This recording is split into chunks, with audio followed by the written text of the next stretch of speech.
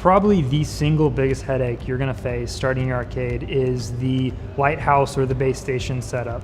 And I'm just going to say, like, it was a huge pain in the butt for us, and we spent a lot of time figuring out the angles, making sure they didn't overlap. So basically, you've got these very rudimentary old school technology. It's an IR beam that projects a 180-degree beam, and it's the same exact passive beam as your remote control's putting out. So it's not the same as wireless. It's not. It's a pretty basic technology that then the headset is reading that infrared beam.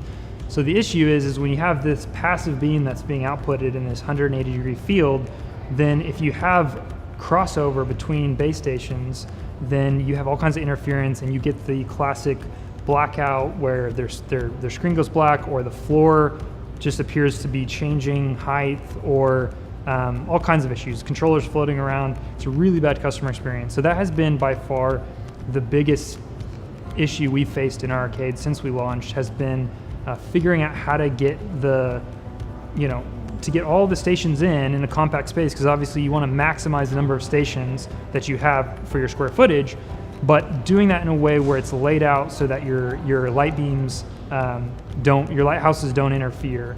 And part of how we've done that is putting multiple stations on just 2 base stations. So you can actually, because they're just passive beams, as long as you have a field of coverage, you can have as many vives in there. The vives are reading this passive signal. So you could have, if you wanted, 10 stations in a row with just 2 stations. Most people don't know that.